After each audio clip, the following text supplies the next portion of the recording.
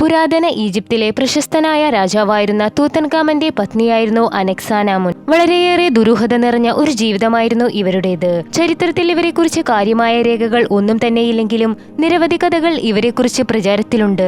തന്റെ 13-ാം വയസ്സിലായിരുന്നു 10 വയസ്സു മാത്രം പ്രായമുള്ള തൂത്തൻഖാമനുമായുള്ള അവരുടെ വിവാഹം. ഇരുവരും ഒരച്ഛനും 2 അമ്മമാർക്കുമുണ്ടായ മക്കളാണ്. അതുകൊണ്ടു തന്നെ ഇവർക്ക് 2 കുട്ടികൾ ജനിച്ചെങ്കിലും രക്തബന്ധത്തിൽപ്പെട്ട കുഞ്ഞുങ്ങളായതിനാൽ തന്നെ ചെറുപ്പത്തിൽ തന്നെ ഇരുവരും മരണമടഞ്ഞു. 18-ാം വയസ്സിൽ തൂത്തൻഖാമനും മരിച്ചു. ആ മരണത്തിന്റെ കാരണം ഇന്നും ദുരൂഹമാണ്. തൂത്തൻഖാമന്റെ മരണാനന്തരം 21 വയസ്സുള്ള അനെക്സാനാമുനെ തൂത്തൻഖാമന്റെ മുത്തച്ഛൻ വിവാഹം കഴിക്കാൻ തീരുമാനിച്ചു. എന്നാൽ രാജ്ഞി ഇതിനെ എതിർത്തു.